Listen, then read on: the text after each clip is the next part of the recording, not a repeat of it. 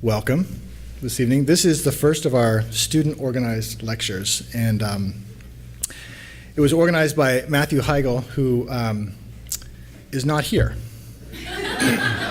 So Eric reminded me of the Woody Allen quote on the way in, that 90% of life is showing up. So Matt, just take those notes about Matt off of here, and go right on to thanking Cynthia for helping to make this happen. I don't think she's thanked enough, and I don't exactly know, since, again, our host is not here, how this all came about, but I understand that it was Matt's genesis, and brought it to Cynthia, and she helped him make it happen. So we'll just put all the thanks on her instead. So tonight we're going to hear from three recent grads, Parul, Sharma, James, Provenza, and Emily Craig. I'm introducing all three of them now in advance. I think, Parul, you'll be the first up, is that right? And so I'll talk about her first. I was fortunate to have all three of them as students in GD2, and each of them kind of distinguished themselves, I think, in very different ways. So what I remember, and I don't remember a lot, I have to say, not about them, but just in general, about Parul is that she was very thoughtful, always very diligent, always just a little bit nervous. Maybe you're nervous now, I don't know. And I also remember that she, in my class, had the longest commute of anyone. You lived down in the peninsula somewhere. I also remember that she never missed a class and was never late, which is remarkable because I think she had a 3-month-old son, right when she started my class. So if you're thinking of an excuse, you need to think of a better one than the ones she never used, because she never had to. If you saw her thesis, I was the guy in the front row bawling my eyes out, because somehow from her beginning at CCA through to her graduation, she managed to erase all of that nervousness, all of that trepidation, and just came up here and presented fearlessly and with confidence and grace, and it's just exactly the kind of transformation you hope to see in a student as a teacher.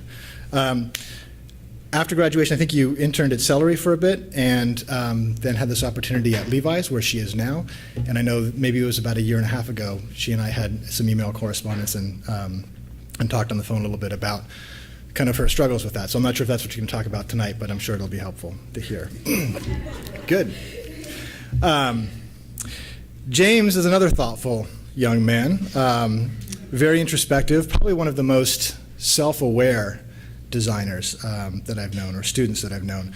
His projects always seem to be about the process of making the project itself. There was always this sort of like, meta message going on in everything that he did, and a little angst-ridden, I think, as well. I remember when he finished my class, he was looking for summer internships, and he said he had only 2 firms on his list, mine and Volume, and we'll pretend they were in that order. I know, I think they weren't actually. So I know he ended up at Volume interning for a while and is now where he could only be, which is at his doppelganger, Jeremy Mendes. And then finally, Emily Craig. Emily, where are you? There you are. Emily was frankly not the most talented of my students when she started. This was in GD2. She knows this. We've talked about this before. I like to point out that she produced probably the worst logo. No, she produced the worst logo that I've ever seen, bar none. If I had it here tonight, I would show it to you again. But she passed the class, and she passed the class easily, and I hired her as our first CCA intern. She's funny, literate, fearless, and it turns out a very, very good designer as well. She's interned for us, as I mentioned, for the California Academy of Sciences. She spent some time at Language in Common, and then was a Chronicle Books Fellow, and later an employee, a designer at Chronicle Books, and now is at Polyvore as an internet startup in the South Bay, I guess, right? So 3 very different students, 3 very different individuals, three very different young professionals, I should say. But they have in common, I think, a strength of character, the right combination of talent and hard work. They are all graduates of what I think is the best design program in the United States, and they have all earned not only mine, but the undying respect and admiration of all of their faculty. So with that, let's please welcome them to the stage. First of all, like when I was asked to speak over here, I was just like so stunned almost, because I was like, I just barely graduated like 2 years ago, and I'm still trying to learn so much, and I don't know what do I have to speak about. You know, literally, like in some ways, I feel like, you know, especially like in front of people like Christopher and Eric and, you know, Dennis, you guys like have been teaching forever, working forever, but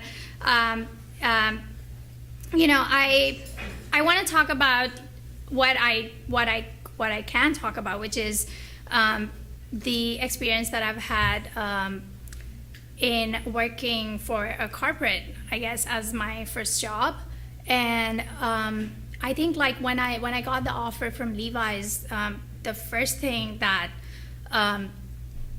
you know, I had so many questions in my mind, and literally I think that's the sort of the way I have structured my presentation tonight. So, so 5 things that you always wanted to know about designing for a big corp, I guess. And I think like Christopher said, like I think these were the kind of questions that I was, you know, bringing up with Christopher when I spoke with him when I was interviewing at Levi's. So. So let's just dive into it, because I believe we have 15 minutes per person or something.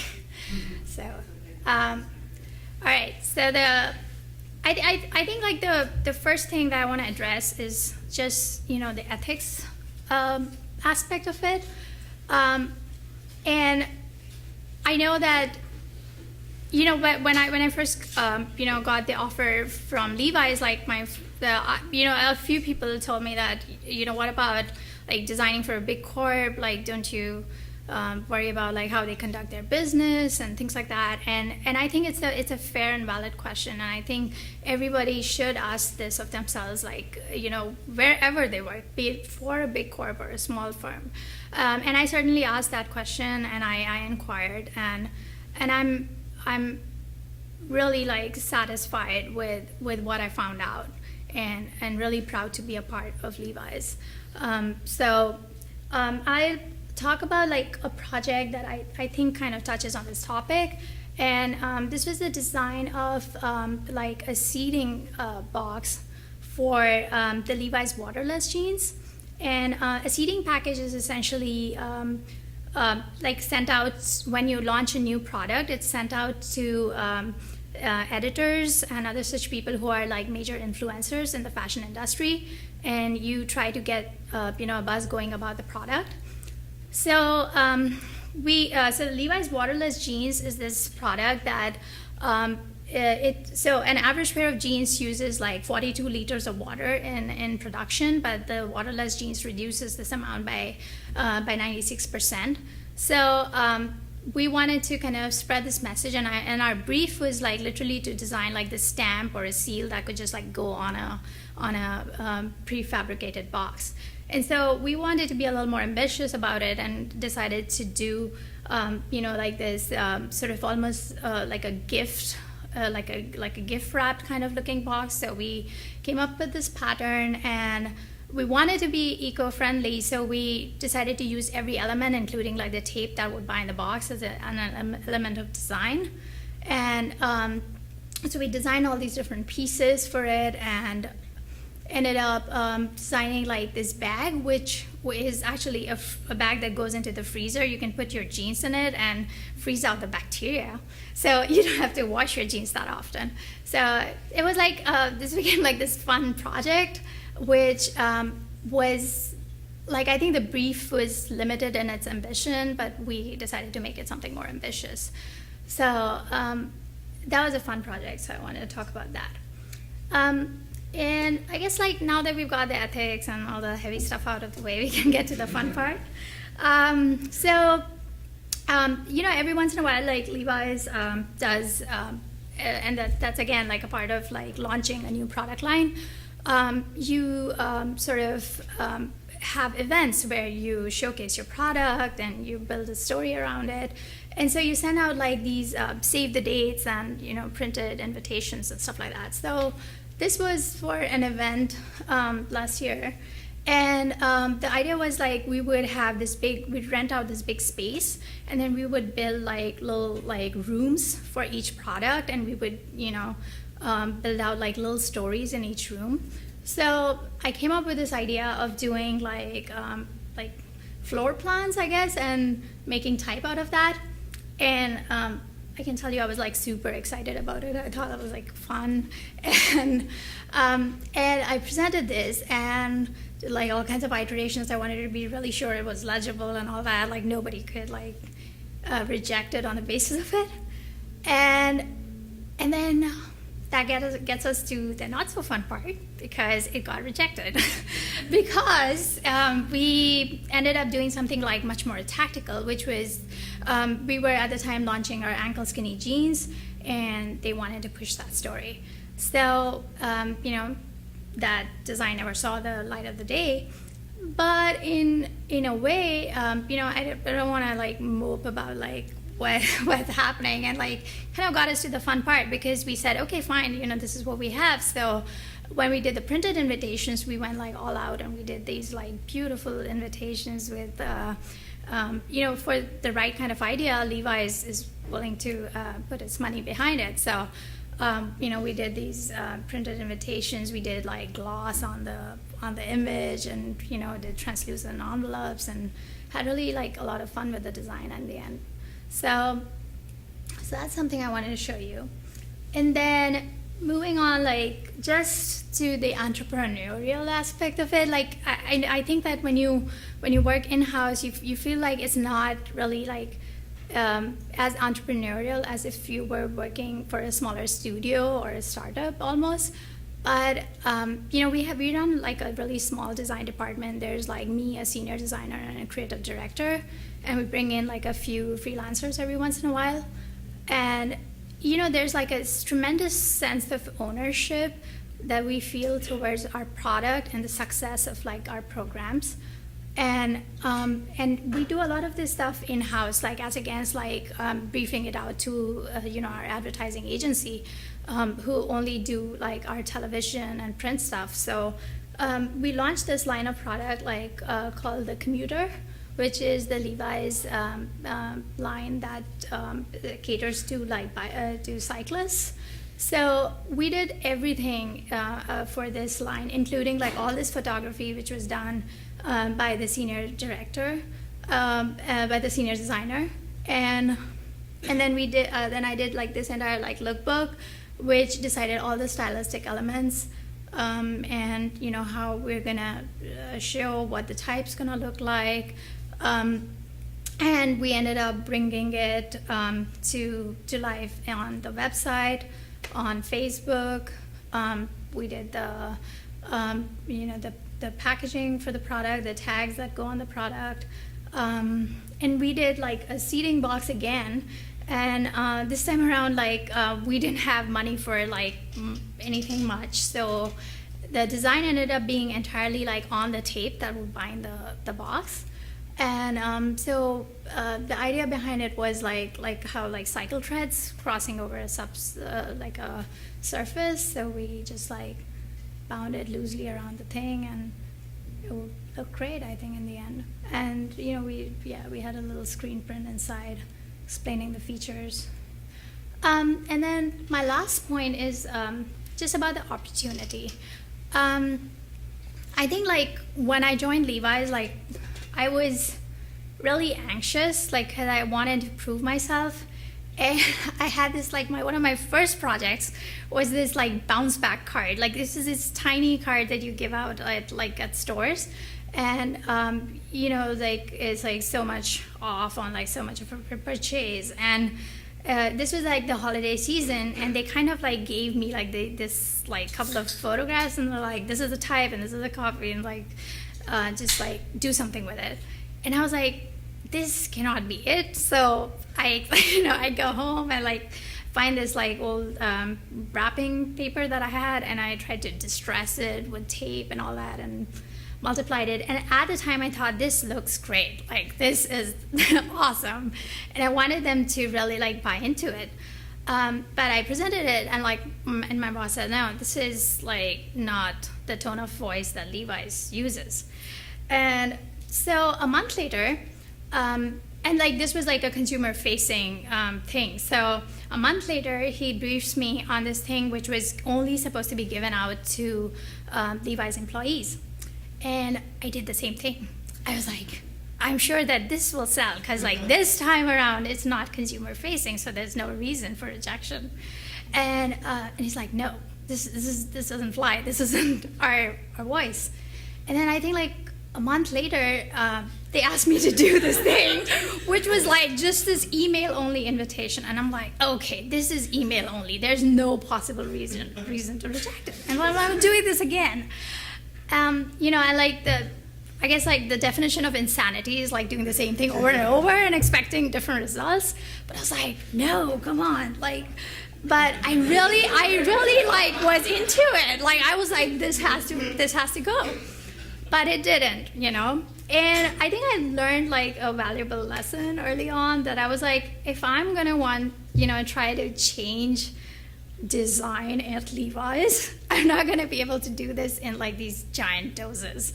It's going to have to be like small things that I need to like find an opportunity like in every project to bring my best and bring my voice into every project that I do. So I kind of wanted to close with like, we did this, Levi's showed for the first time at the New York Fashion Week this year. And I designed like all the invitations and things like that for the event, all the collateral for the event. And then kind of, so my creative director wanted to use this, this leaf, which was like sort of an analogy to like how structured like our line was, and it was fall. So we were using this leaf, and then they were doing this really like they had this idea of doing like a blind deboss, really clean look. But in my head I was like, where's the color? Because it's fall. So I ended up doing like this really like thick printed invitation, and then found like this fluorescent orange that we were able to paint around the thing. So it kind of like gave a pop of color to the thing. And then that kind of became like this theme that we carried to like every single piece that we did for the event. And like this thing got like, so like they were all like really interested in it. And I think like it's being used in a big way for like our upcoming line launch. So yeah, that's something I learned. So. Your questions, please. I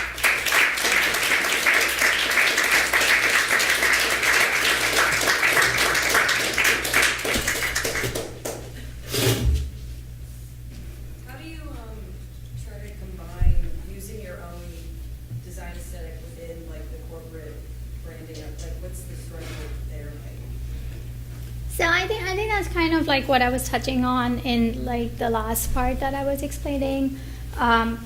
It's very often, like, especially at this stage in your career, you're pretty much told, like, these are the elements that you have to play with, but then you can play with them howsoever you want.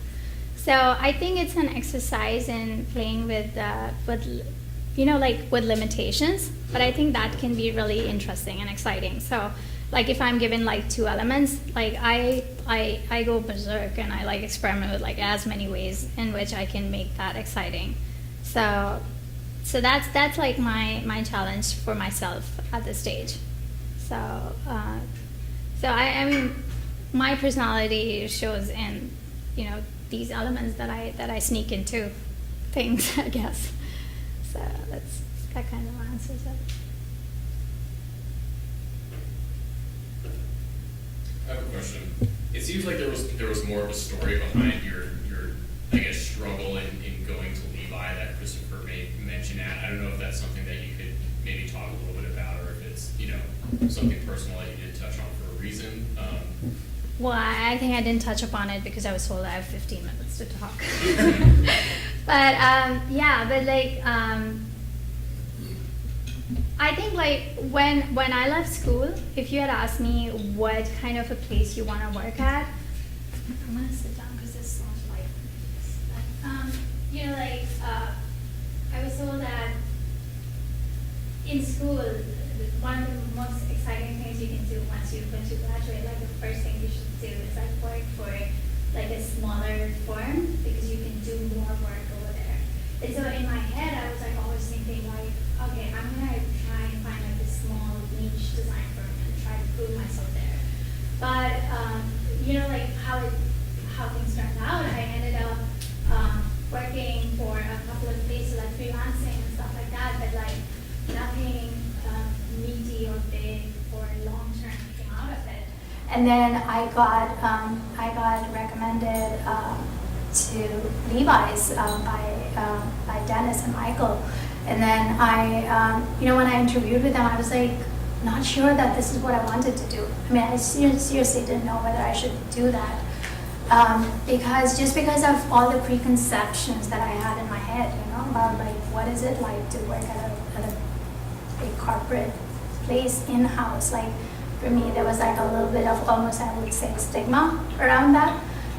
So I remember like I spoke with Christopher and Dennis about it, and I kind of aired my fears. Like one of the best things that they told me was that, you know, it doesn't matter whether you work in-house or whatever, you have to look at factors like what is it like really like? Is it a small design department within a big place? Then, you know, it's kind of the same thing. You know, it's almost like working at a niche small place. And then secondly, you know, you have to see what the attitude of the company is towards design. And it's, I cannot say enough about how much Levi's values design. Like in everything from the product to the communication. And I work with like a really talented and amazing set of people. And that's like half the reason why I'm still at Levi's, because the people that I work with are amazing. Yes. All right.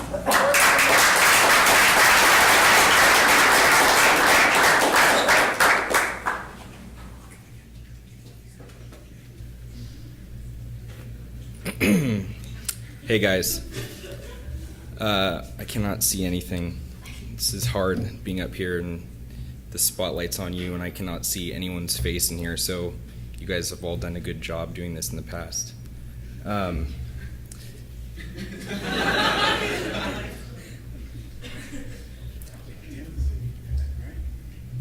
So thanks to Matt, who's not here, for setting this thing up. It's cool to be asked to do this, and thanks to Christopher for the introduction. So, like you said, my name's James.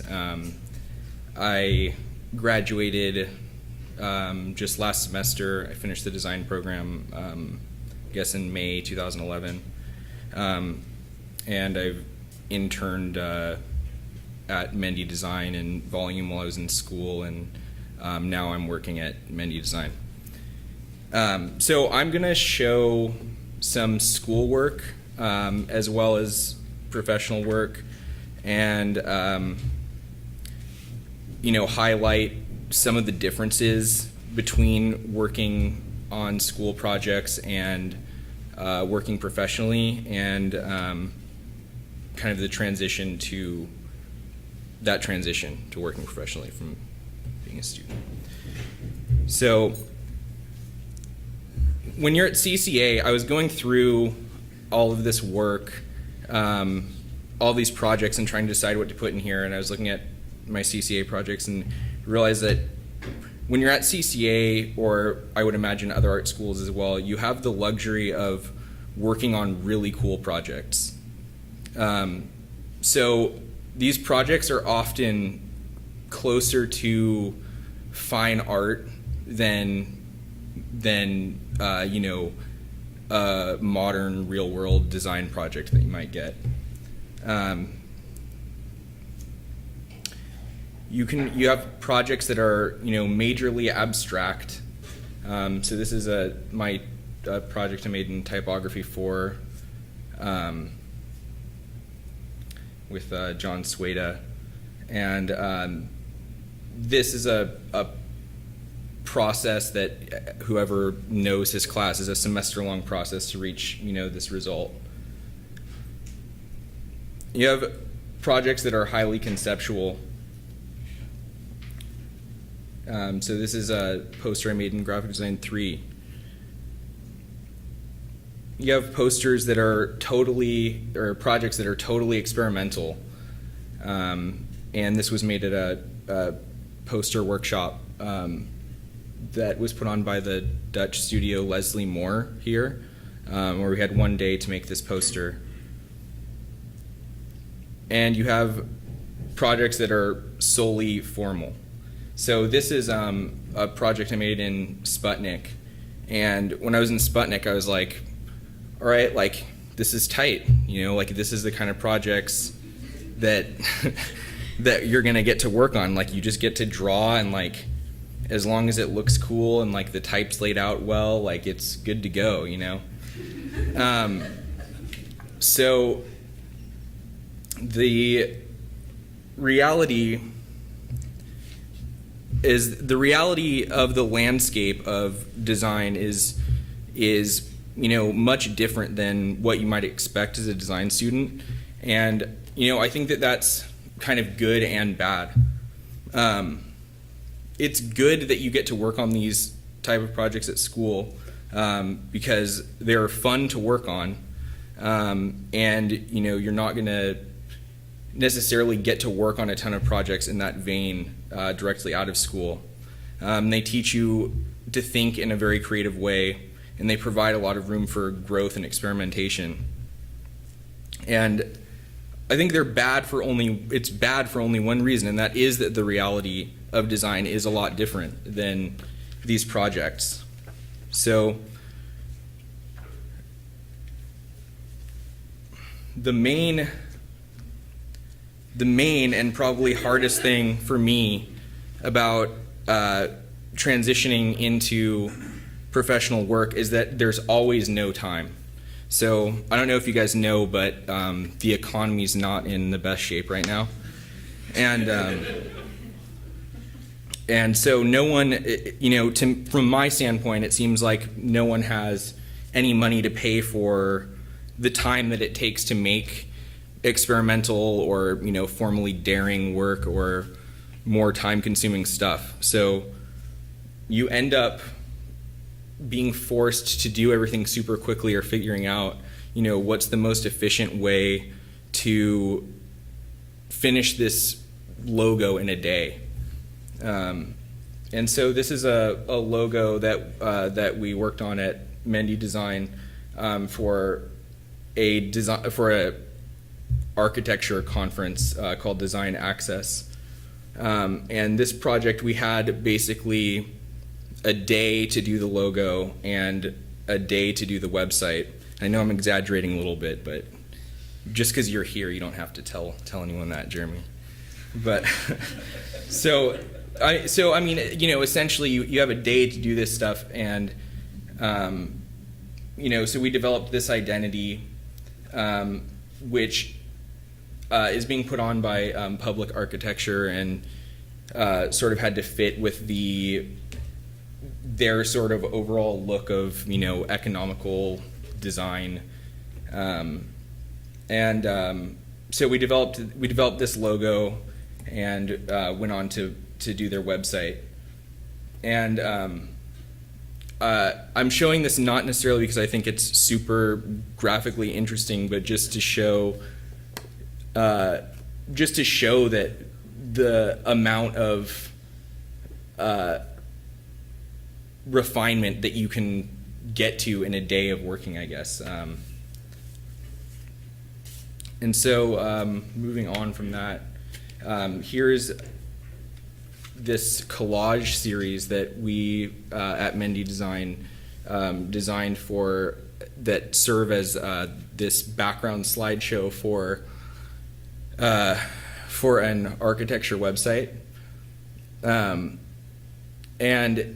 we spent more and less time on each collage, but altogether, you have, less than a day per collage really to complete this stuff. So those are, some examples of having to work super fast.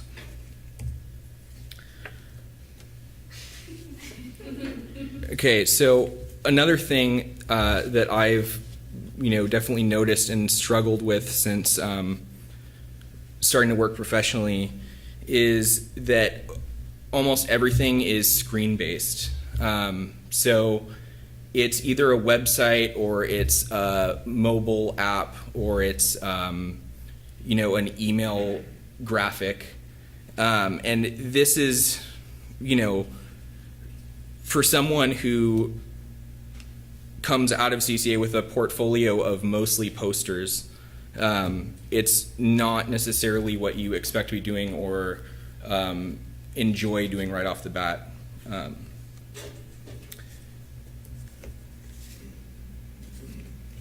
So this is a website that just went live today, actually, for this architecture firm called Form 4 Architecture.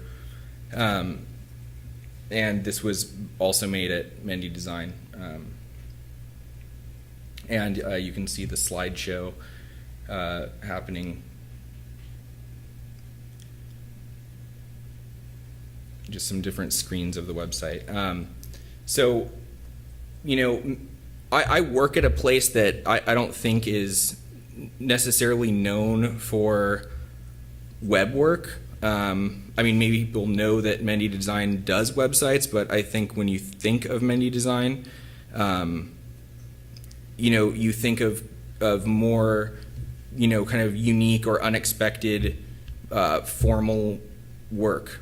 You're not thinking about, the architecture of a website or the organization of content on the internet. So one thing that was cool about this project is the client asked us to develop these collage series, which I was talking about earlier, which sort of play to different themes, that their firm tries to make their work to, I guess. And so this is the collage for collaboration.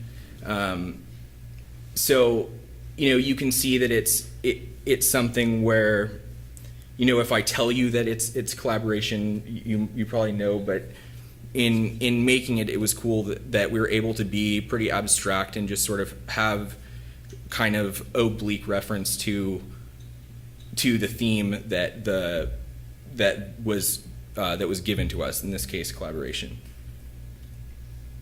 And this collage is called Aspirational Place.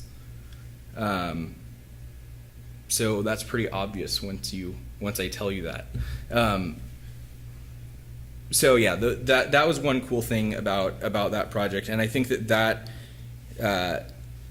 that's a way to sort of get through the day-to-day work, is when you have stuff like this that you're doing in these projects, and kind of recognizing these moments where you're able to kind of work in a way that not necessarily that you're more comfortable in, but work in a way that is more creative or is more abstract or is, in my case, it's more what you're expecting to do when you talk about making graphic design.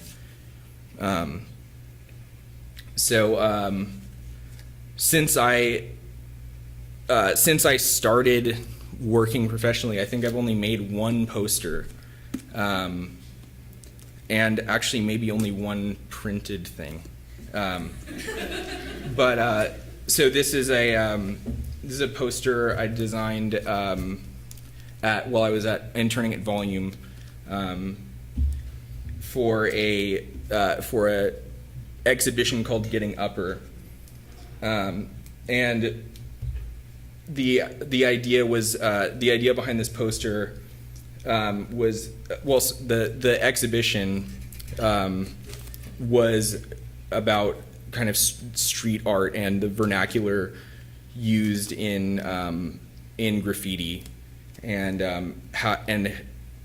the person who put the exhibition together asked, I think they had a different designer for every letter of the alphabet to approach this, this idea of graffiti art from a design standpoint. And so the idea behind this poster is to exploit, the tension between handmade typography and the more machined fonts that we use every day in in our computer. And so this is made by making 10 blind contour drawings of different V's, which are all these down here. So it's a handmade construction of a digital font. And that's it.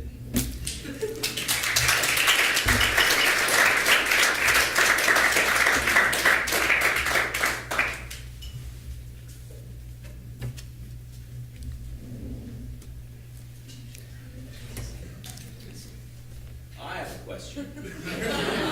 All right. No, I don't have a question. Okay. James, are you unhappy? I have a question. What's that? Are you unhappy? You seem unhappy.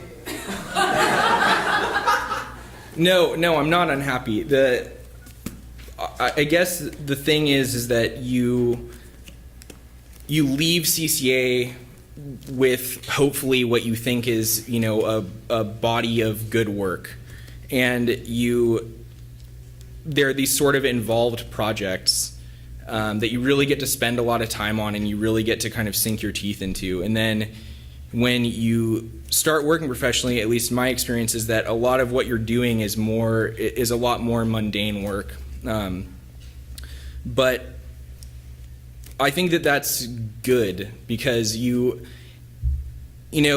start to find things that make you really satisfied in doing work that you wouldn't necessarily have considered to be like a cool project before. Like right now we're working on a folder for an insurance company, and it's not very graphically interesting, but we also designed the actual folder itself. So we figured out all the mechanics of how the paper folds onto itself and how the thing works, and making a die line and printing it out and having that actually work and be a tight package. That was something that was super satisfying, even though graphically it's not something that probably anyone in this room would be excited by. Does that? Sorry, Jeremy. Does?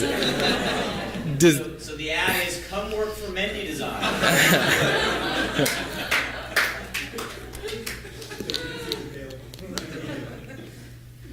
You said that you work with no time, like that's your concern. How do you concentrate on creating something? What's your main focus so that you can get through it quickly? Well, I'm still figuring that out. It's about making a decision that you have confidence in sooner. So, with that poster I showed from the Dutch poster workshop, like we had a day to do that, and I had no idea if it was going to work or not. Where if you have a day to do something on a professional project, chances are you're not going to do something where you have absolutely no clue what it's going to look like until you finish. So it's about generating ideas faster and being able to recognize what's working quickly, and moving on from there. I have a question. How much did you contrive strive to end up with a permanent position at Menu Design while you were interning there during school? I mean, was that an angle that you worked at, or did it, you know? No, there was no angle. It was just emailing Jeremy and saying, you know, you're back from Rome, I need work. So.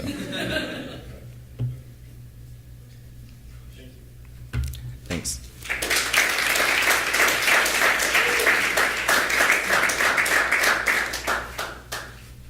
Don't look at that. Thanks for clearing off your presentation, James. Well, Parul didn't.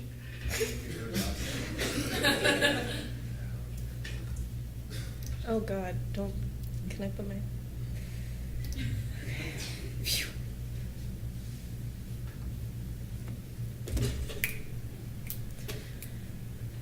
Oh, thank God. Okay. Cool. So I'm Emily. Thanks for having me here tonight. I'm really honored to be able to. Can you hear me? Yeah, you can. To be able to talk to you guys about my experiences at CCA and as a design professional. During school, Christopher mentioned this already, but I interned at Mine and the California Academy of Sciences, and I was also a part of Sputnik. Then I freelanced at Language in Common and the Fort Mason Foundation.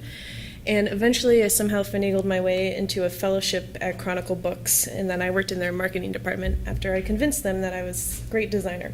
And I've been working as a graphic designer at a startup in Mountain View called Polyvore for the past 6 months. So tonight I want to talk about what is good, and I want to start off by asking you all to think about what is good and why you think it's good. You might think that this is a really simple exercise, especially in terms of thinking about design. Like, it's really easy to look at something and say, that is crappy, and that's good. But what I want to talk about is, or suggest, is that we spend very little of our time identifying why good design works. You know, and in class, we're always critiquing each other and, you know, talking about what works and what doesn't work. And justifying all our design decisions, but I'm not sure if that same diligence takes place outside of the classroom as well. And I want to suggest that we should have the same rigorous standards for our own work as we do the images that we consume outside of the classroom. So instead of just looking, we should be looking critically. So before I came to CCA, before I talk about all that stuff, I was a political science student at Lewis and Clark College in Portland, Oregon. And my sophomore year, on the first day of my Political Science 103 class, which was U.S. Government National Politics, I had a professor, Robert Eisinger, show a class full of students a video of the Nicholas brothers' dance routine in the 1943 film Stormy Weather. So Fred Astaire told the Nicholas brothers that the jumping jive scene that I'm going to show you in a second was the greatest movie musical number he had ever seen. So now I'm going to show it to you. If I can get this.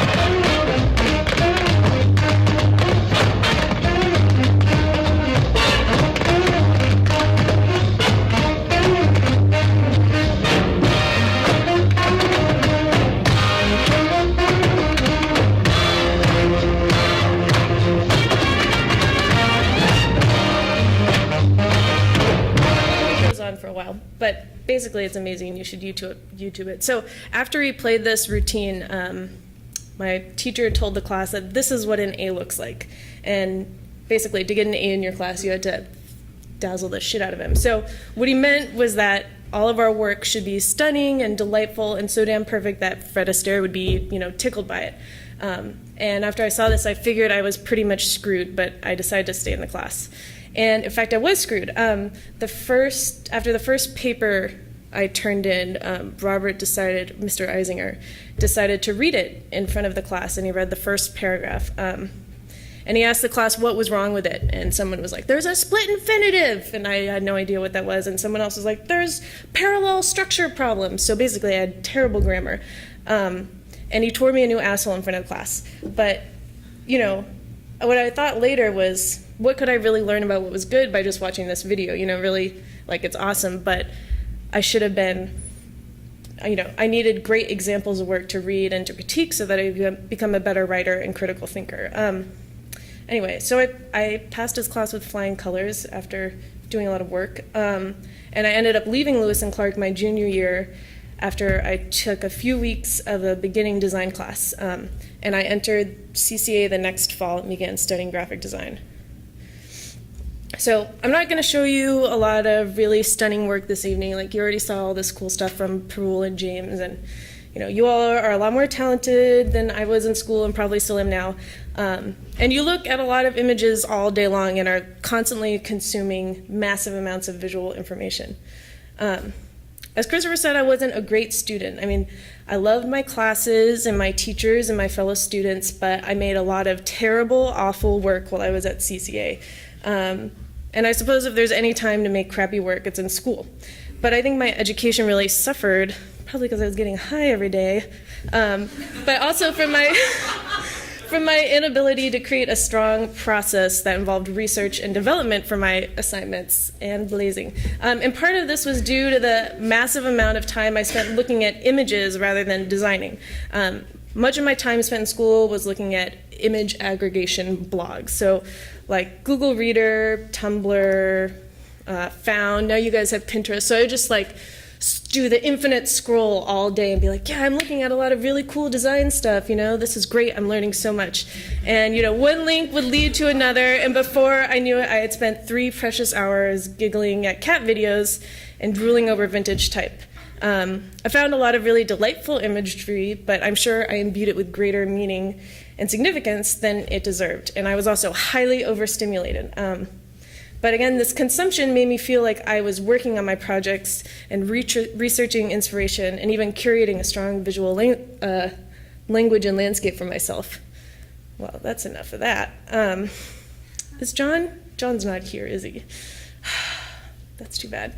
Anyway, during level 4, I was taking an experimental typography class with John Sueda. And it was a really small class because everyone else had signed up for Martin Vinesky's, oh no, my mouse is showing. Martin Vinesky's class at the same time, and John was a new teacher. So, let's see. I often spent sleepless nights right before class, probably looking at a lot of stuff and thinking, wow, I'm doing a lot of cool work. But I was also photographing and scanning and manipulating type from a passage from Raymond Queneau's Exercise in Style, which I don't know if he still does, but it's a really great project. Anyway, one morning I mentioned something about Found, and John shared a practice that he began when he was a graduate student at CalArts. So he would bookmark images, like physically bookmark them, not just link to them, and images and design that he found compelling, and return to them every day with a critical eye. He would write down notes next to the image so that he could develop a critical language to talk about them. And John's regimen really captivated me for a couple of reasons. One, that he had the time and the diligence to do something like this, and 2, that he was consistently practicing his development as a designer. And instead, I was like, cool, man, I'm staying up until 5 o'clock in the morning looking at a lot of stuff and smoking pot and not making anything. Anyway, this is John. And this is me, and that's Jennifer Hennessy, who's also not here. So anyway, somehow I managed to go through CCA, managed to graduate, and I attained, to my utter surprise, a fellowship at Chronicle Books. And in many ways, I was well prepared and suited for this job, Oh my God, can I get rid of my mouse? There we go. That shit drives me crazy. Anyway, so, I made a lot of books in school, and I had a really raunchy, nasty sense of humor that worked well with the kind of books that Chronicle publishes. So these screenshots look like crap. One of the books that I got to work on was a Sexy Book of Sexy Sex. And this was like the highlight of my life because it was featured on The Daily Show. Anyway, so what was different about my fellowship was that I was working with a huge team of people to create a single book. And I worked with writers and authors and editors and illustrators and photographers and a production team and typesetters and, of course, other designers.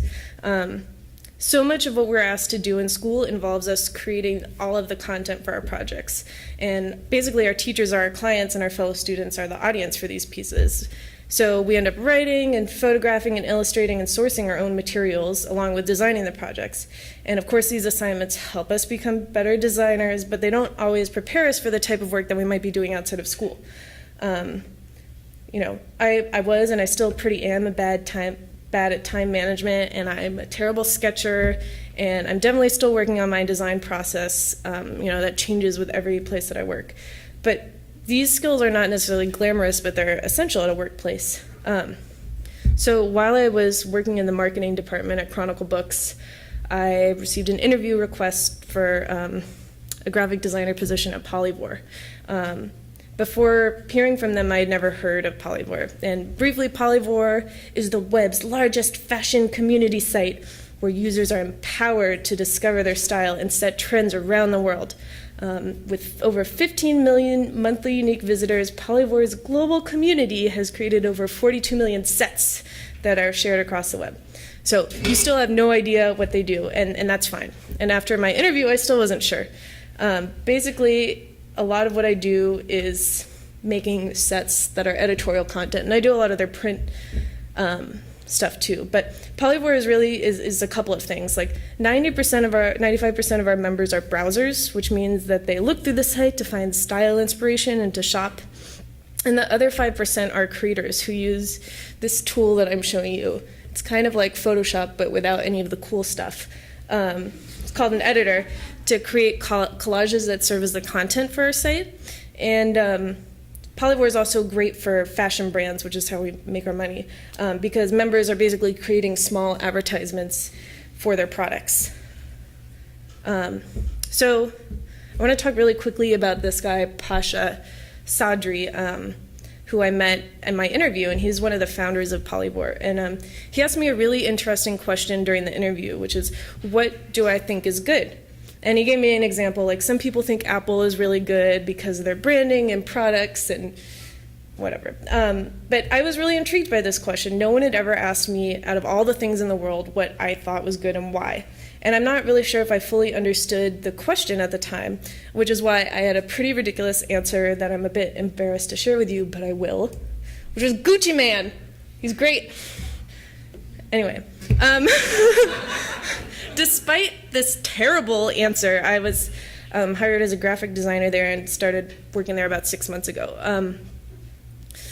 My previous experience with startups, and I never really thought that that's where I would work when I was at CCA. I kind of had the same mentality as Parul and James, which is like, I need to work at a small firm that, you know, we have 4 clients and we sit around all day making amazing design. And I think that bias sort of comes out, not to criticize our faculty, but most of them work at small design studios, so that's sort of what the environment is. But you don't get a lot of teachers who work at Apple or at, you know, a publishing company. Although Brooke works here now, so that's pretty cool.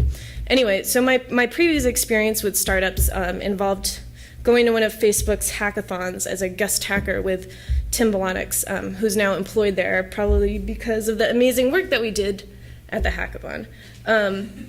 But basically, that night, we went around Facebook and we wrote on the walls and we put stickers up and people were riding scooters and eating gummy bears and stuff. So I'm sure it's pretty much still like that.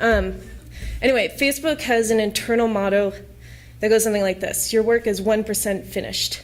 And you can see this is one of the stickers that we made and put it all over the campus. This is basically to say that while they've reached their tentacles in every, you know, hole of the earth, there's still an infinite amount of work that could be done. And I found this spirit, you know, and this sentiment at Polyvore as well. I think that it's just part of startup culture, which is that everyone is working on one product, which is, you know, the website, and no matter what they're doing, it's always in service of the community members. So now Facebook has the man and woman power and money to basically do whatever the fuck they want. You know, they can change the site completely and people get really angry about it, but they're not ever going to say, sorry, we did that, or bad, I'm sorry you don't like it. And Polyvore is a small, you know, scrappy company. And as a small company, you know, we face certain constraints because of the size, but we're also able to harness the energy of a small team to do great things. And one of our internal mottos is to do a few things well, and to do those few things exceptionally well. So about 5 years ago, when Polyvore was first starting, there were a handful of other companies that had the same vision. Of course, no one's going to come up with something completely new. And Polyvore was able to set itself apart from these other companies by focusing on one thing, which is its editor tool that I showed you. They didn't know about Photoshop, I guess. This meant that it spent less time on other things like design of the site, or the logo, or working on their affiliate relationships, but I think that that was a gamble that ended up working for them. And they're now able to focus on these other parts of the site because we just got a shit ton of money. Excuse me, I'm gonna have some Diet Coke. Speed. So another thing that set Polyvore apart was speed. And I think at startup, speed is a determining factor. Polyvore is not bogged down with bureaucracy that may be at Facebook, for example.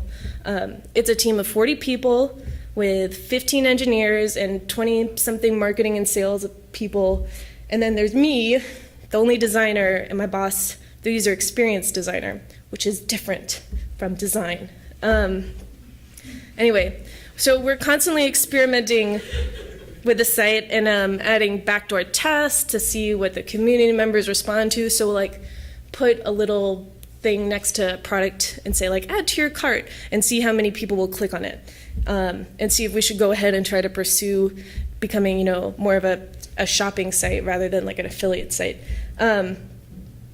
Let's see. And having speed as a determining factor in the success of your company means that your time as an employee is super valuable. A few weeks into working at Polyvore, I created signage for our new office space, which is like filled with plants and like lots of snacks and big computers and dogs and stuff. And I volunteered to go pick up the vinyl signage from the company and apply it myself.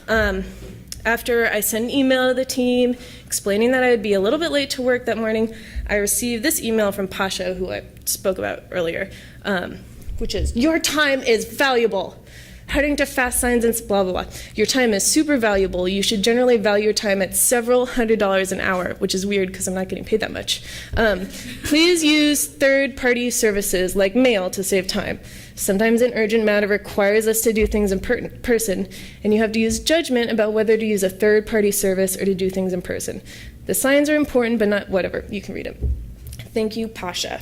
So anyway, I got this like after I picked up the signs, and I was a little butthurt, and I probably cried in my car a little bit after reading it. But my previous experiences as an intern, I would go do these gopher tasks like picking up prints or buying office supplies or getting vinyl. And I just thought it was part of my experience as an intern. But the truth is, picking up and delivering signage is not part of my current job, and it's not why Polyvore hired me. Obviously, I had no qualms about doing this before. Like, I was totally happy to do it. But there are, courier service, whatever. There's other people whose job that is to do that stuff. So what does this all have to do with what is good? First, knowing what you're good at and interested in, whether it's publishing or advertising or branding or motion or web design, that's important. But also being able to find people who can do the things you aren't good at makes you a better designer. So essentially working with a team of people will allow you to focus on what you're good at, which is designing. And I don't want to make it sound like trying new things is a bad idea, or that you shouldn't, photograph your own models and stuff. But I gave up political science education, which I'm sure was going to be a promising career, to come to CCA to study graphic design, which was a field that I knew very little about. But becoming a careful and thoughtful consumer of images hones your, why did I put that in there? Basically becoming a careful and thoughtful designer and involves you curating your own visual experience and developing your own process for design and letting yourself delegate to and rely on other people will basically give you an edge that other students don't have. Well, that was abrupt. Thank you for your time. I'm very nervous.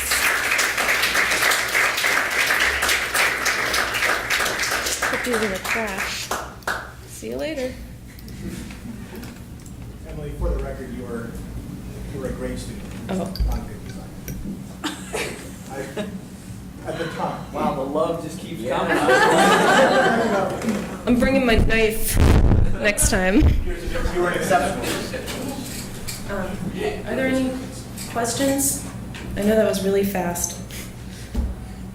I've seen you a few times back here at CCA, and although we never had class together, I know who you are and have known about sort of what your career has been doing since you've been at CCA, and I have come here.